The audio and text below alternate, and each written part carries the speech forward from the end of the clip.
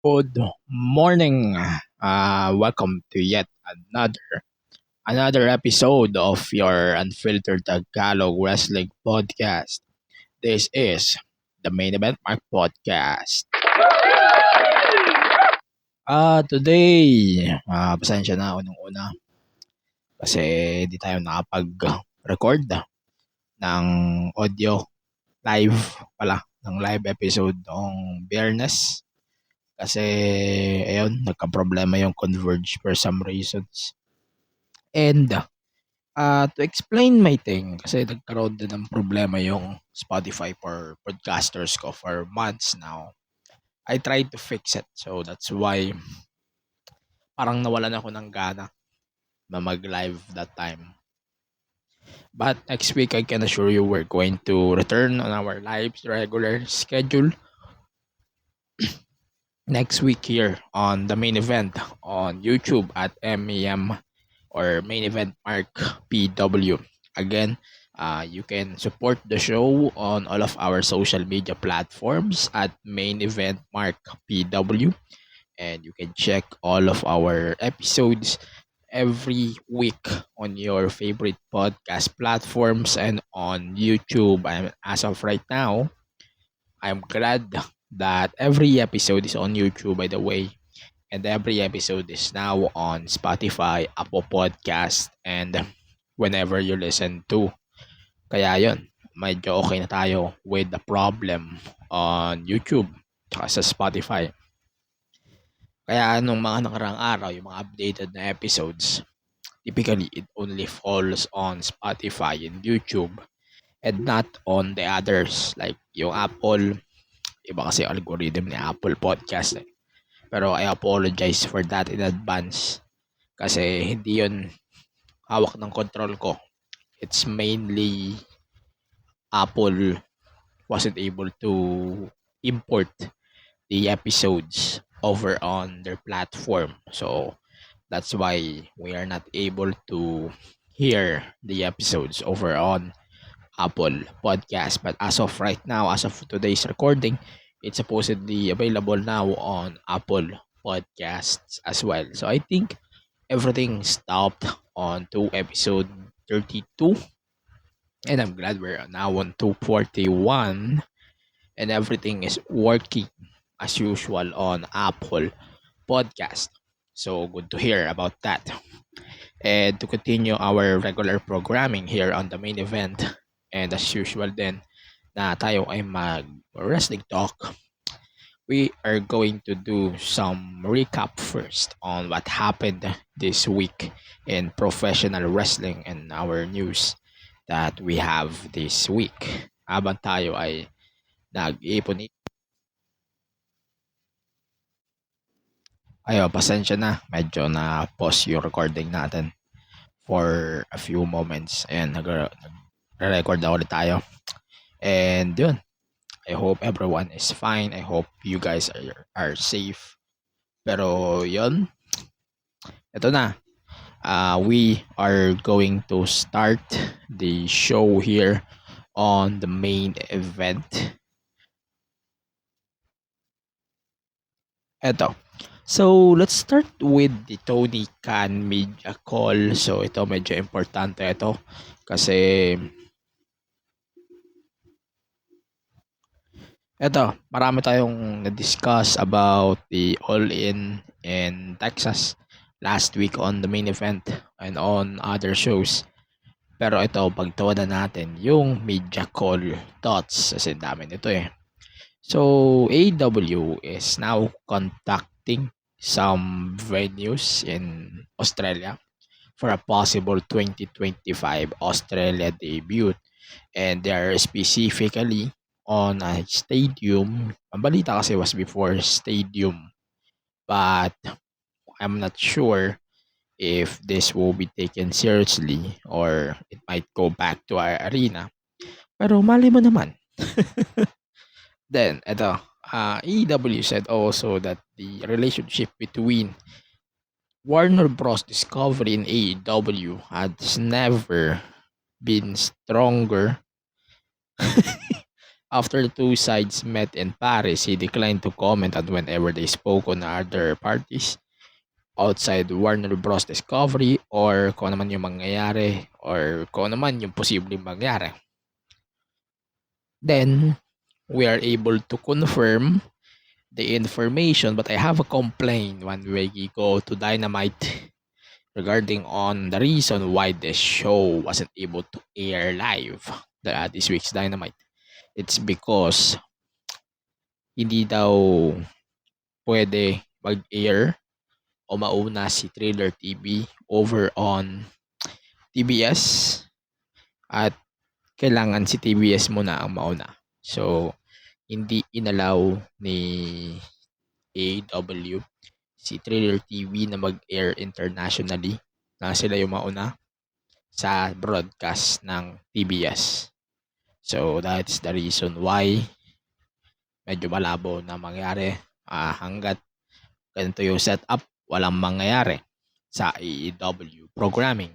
And it really proves that Tony Khan is prioritizing the thing that they have mainly on the platform sa kanilang platform which is on TBS than the rest.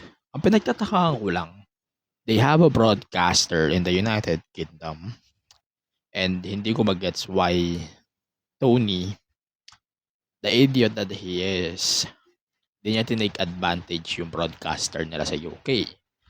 Kasi even WWE won't do that shit right now, no? Knowing how WWE is really big internationally, I doubt they're going to do that right now. Because knowing how big the international shows, how successful the international shows, as it turned out, I doubt AEW will do the same thing WWE did before, that they have to delay the shows because it's been instructed by the broadcaster to air it first on them.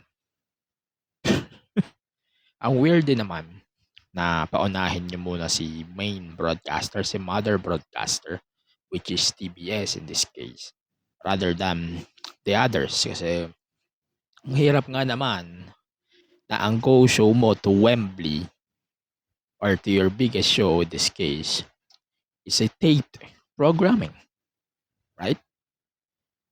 Again, I don't have any issues when it comes to the crowd or kung ano man yung nangyari sa show na to, but it really insulting that the go show of your biggest show is a taped program. It's not a good move. And TK apparently is trying to explore a new broadcaster in the United Kingdom as TNT Sports will be removed as a WWE broadcaster resulting of the Netflix deal, as the WWE program including Raw, SmackDown, NXT is apparently moving to Netflix, the United Kingdom. So with SmackDown out of picture, since it might be moved as well to Netflix, AEW might be a new contender. Ba? Di rin naman natin alam kung ano ba talaga ang status ng UK when it comes to that. Basta ang alam lang natin, Raw is coming to UK. NXT is already on the network. And the network obviously will be dissolved. SmackDown is not available. Hindi siya status ngayon. Wala siyang status na kahit ano. Kung ano man yung magiging status niya. Ang alam lang natin, United States, Canada, UK, and Latin America is getting a different rights, which is in Netflix. And Canada, United Kingdom, Latin America, and the rest of the world is getting the WWE Network library, since in 2026, si US may pika pa hanggang 2026. So that is not possible na sa ngayon, no? At least sa ngayon. Pero yun nga, ang akin lang dito, AEW should take advantage of how successful the WWE live in outside of the United States or Canada. They should take advantage of that. Ayun, they should take advantage of everything what happened on this show, because it's actually an amazing moment to see a Dynamite outside of US na sobrang hindi puno. As in, you could barely see a sold out Dynamite since last year. Sobrang bihira. Tapos, we are getting a delayed telecast of Dynamite. This is just insulting. Medyo nakaka-depress kasi AEW is having their biggest year, but yet it feels like nagpipilitan tayo with their broadcaster in TBS. Parang pinagpipilitan natin yung sarili natin with TBS.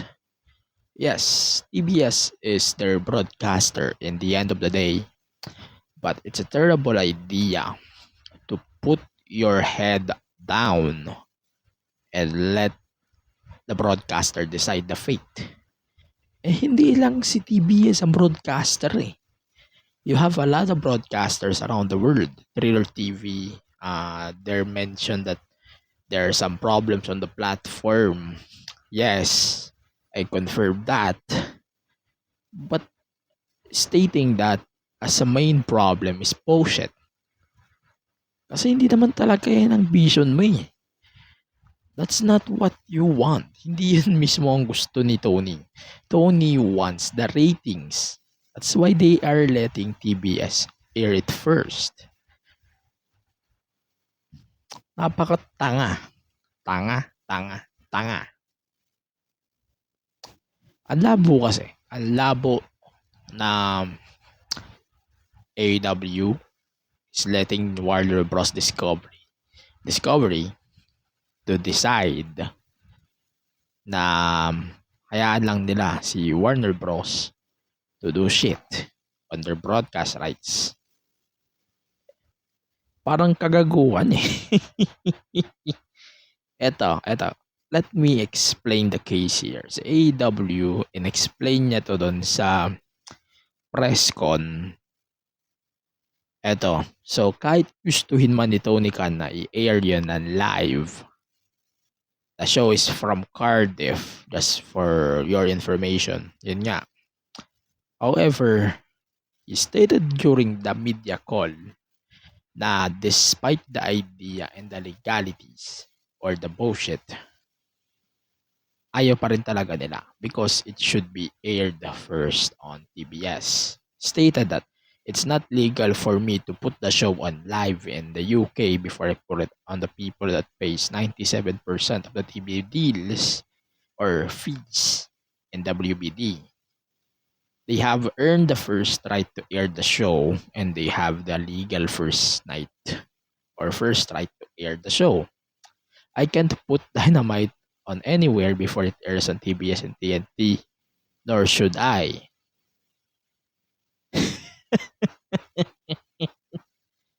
Good God. I would love to do the show at some point if ITV puts the show. Ang problema ay nasa ITV. Good God. Ang problema, yung nasa ITV or Tony actually said, I just can't jumpstart our primary media partner. At the end of the day, this is not your only media partner. Good Lord. That shows that AEW has a pathetic move or pathetic boss. And this year or this age of pro wrestling, I would say this before I say this again, you can't delay a broadcast of any wrestling show at least a month nowadays because people will desperately look for it. And that's what happened on this week's Dynamite. It's just disappointing. Even ratings, di siya nag-bump. Di siya nag-bump eh. So, it makes sense that this stupidity that they are trying to insist, it's just stupid. They are just waiting for the Warner Bros. Channel in the UK, TNT Sports, that's the home of the WWE, to have it para magka-possibility. And it's just stupid. And to the fact that AEW is really relying only on TBS shows that they are catering only in the United States and they don't give a shit about the rest. Yun pa lang, wala na. It really shows that Tony Khan is a fucking idiot. Kasi ini-insist niya na yung 8 PM sa US kasi nandun ng TBS. Tapos yung pagpipilit na ilagay na lang sa UK na 1 AM. Terrible idea. Sobrang bobo eh. Sobrang bobo. I swear to God, napaka bobo. Bobong move, oo. Kasi like what I've said before, I said it again. This is a bad move and stupidity of idea that we are actually getting in. And I could get what we are actually trying to deal with. Let's talk about it in another date. Pero medyo nalalabuan talaga ako on the way how this broadcast rights went out. Ito, medyo pagtuunan muna natin itong iba pang balita about AEW. So, Ricochet signed with AEW. It's made official per Fightful. However, hindi pa natin ma-confirm if this thing will be made official by All In or sa mga show sa susunod or Dynamite or doon sa Battle Royale. And also, a report as well that AEW New Japan Forbidden Door is being advertised for 2025 in London. We could not confirm if it's Wembley Stadium, Wembley Arena, or possibly the O2 Arena or the Wembley Park. Ito na, lumalabas na yung mga photos sa social media that AEW is already confirming the report or the news that Forbidden Door is coming in London next year. That is after the announcement of moving All In for a year out of Wembley to Texas. And then 2026, it will return to Wembley. Pero yun nga, wala tayong masyadong information pa on how things might go here or wala pa tayong information where this Forbidden Door will take place since ilang araw pa naman bago mangyari itong show, ilang buwan pa nga eh. And hindi rin naman na-confirm agad but we will provide to you more details on that as soon as we are able to confirm, and I think we can get a proper answer once Wembley show All In will take place this Sunday. Pero yun nga, regardless, it's official, and also I guess we can confirm that it's already done or a done deal that we have to deal with Forbidden Door in the UK. Nearly a possibility in Wembley Stadium.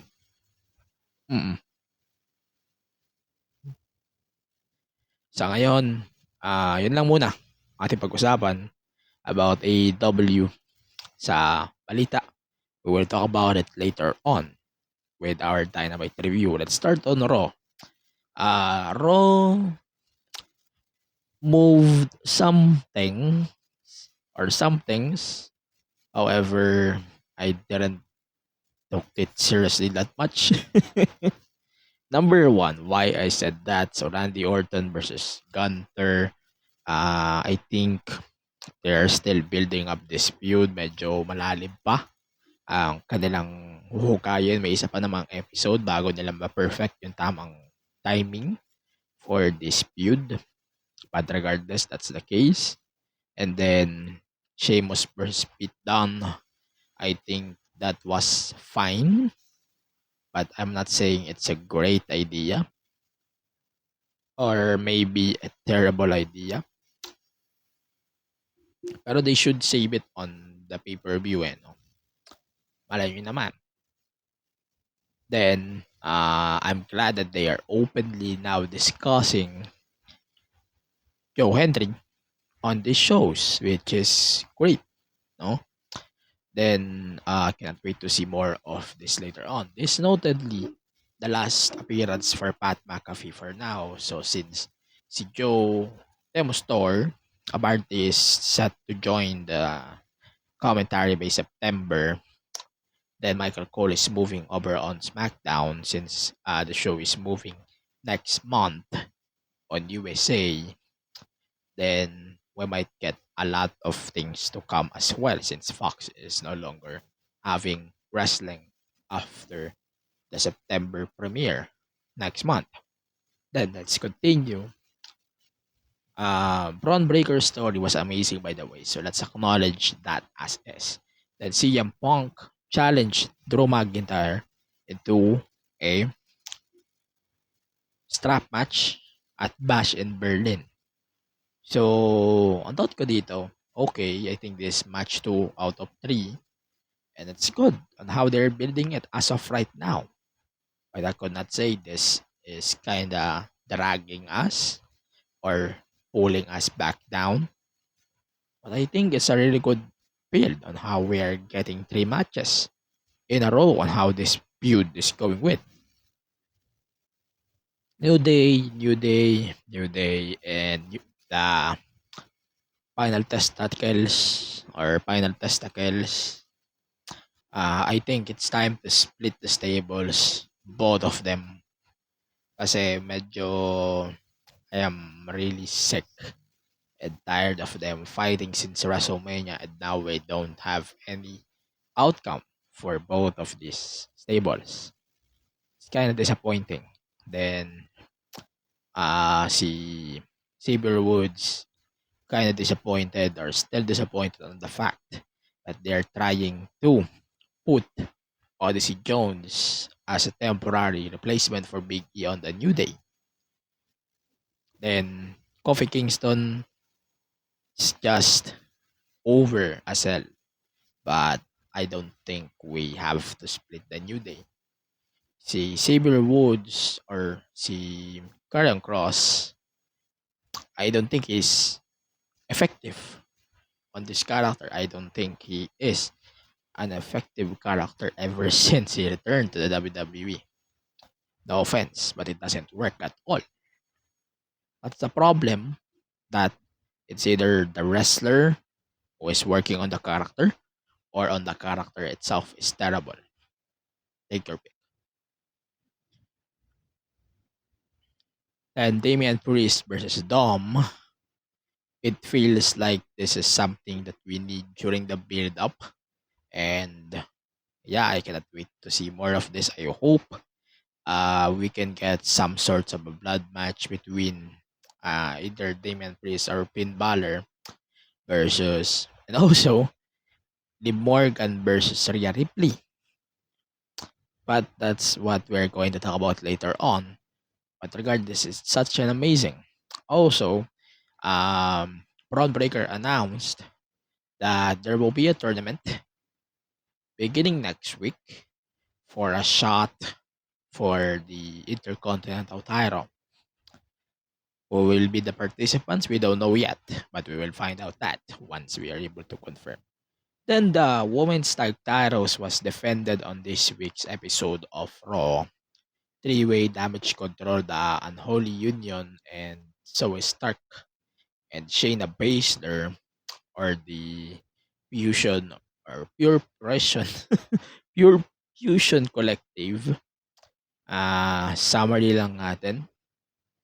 I think that was a fun match. And then damage control. I am really glad that they're already a face, which is good. No?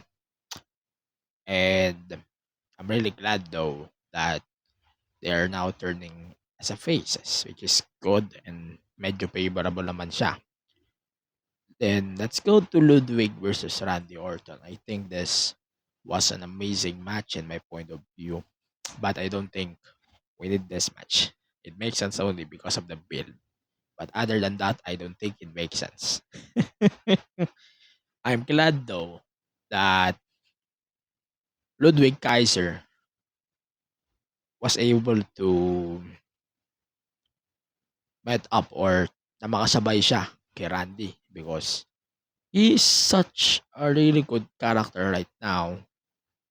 And imagine that he was able na makasabay kay Randy Orton. Randy Orton is someone that well actually has the right to pick opponents, but he chose not to. But he is an amazing guy not to do so. But it's actually working if everyone, or I mean everyone, being let by the wrestler to pick his opponent at his own choice, di ba? And it's amazing to hear that Randy Orton is amazing on this age, but he's trying to let his opponents to shine as well at the same time, which is good. But overall, this week's Raw, their WWE loves to build storytelling. I say it before, I say it again. Wrestling is pointless if you don't have the wrestling and you don't have the storytelling together. If one of them doesn't exist, there's a problem on your product. And I think WWE has them both, but it's not a consistent thing that we have. But regardless, there's such a good show on how things are being built, but not to the point that it's a great show, right? But yeah, as of right now, let's plug some stuff here before we can move on to a new topic. Blast TV, still available on your Google or Apple app stores, and you can watch your favorite WWE weekly shows, FPW programming, and many more on Top Sports. It's still free until the 31st of August, and you just have to download the app and stream Top Sports directly. And if you want to enjoy the full experience of Blast TV, if you want to watch WNBA, the coverage that they have, UFC fight nights, the delayed broadcast of the UFC numbered shows, and many more, you can watch it through Blast TV. Just download the app and then sign up. You can also get a 3-month subscription. You just have to go to their Facebook page or Instagram or X.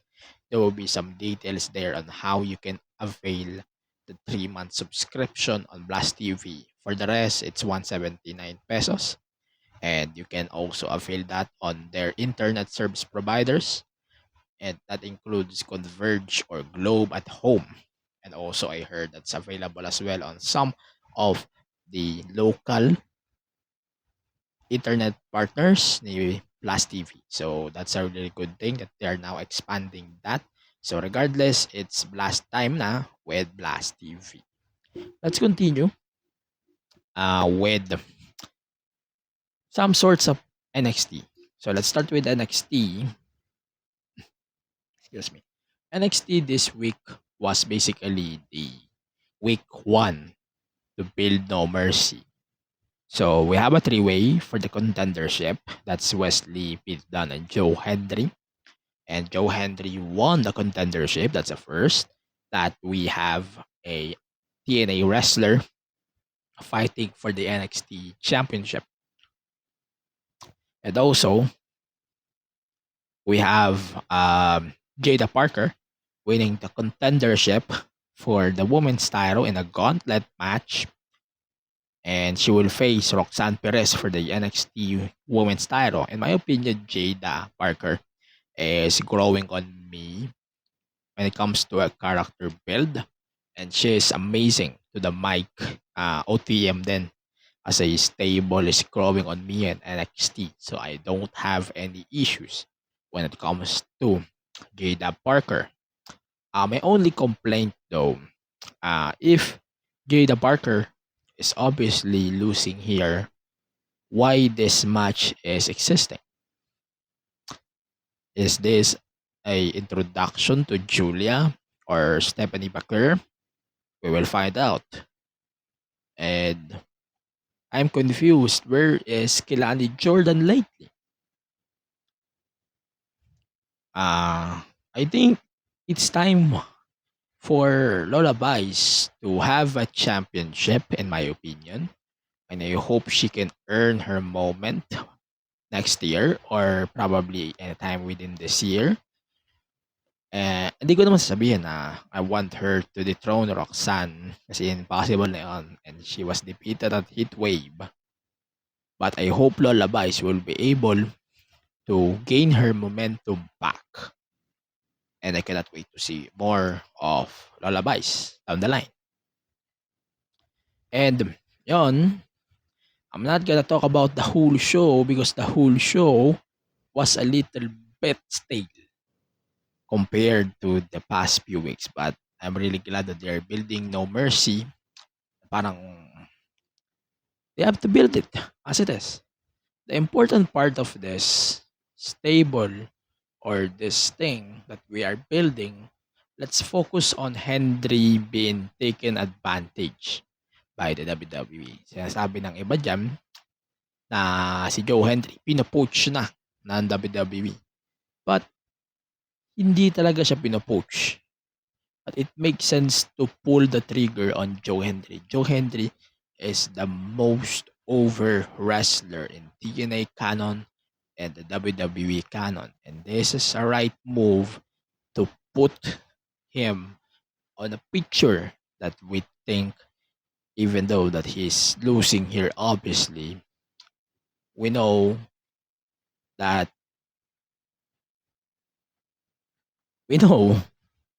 we have to look into it. But like, they already sell the whole thing for the past few weeks. Even it's predictable, it will be better. Again, I cannot wait to see more of that though. Then, obviously, Pete Dunne versus Trick Williams is happening at No Mercy. And then we have the Wesley versus Zach Wentz. So that's why it was made official. And obviously din naman na Ethan Page versus Joe Hendry talaga was the best option for this match.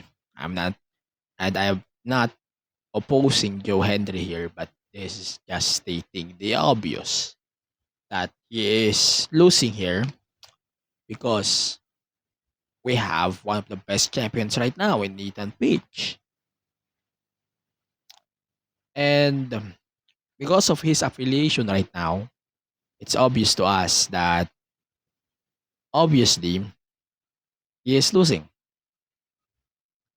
But yun, itong episode na to ng NXT is kinda dud for me.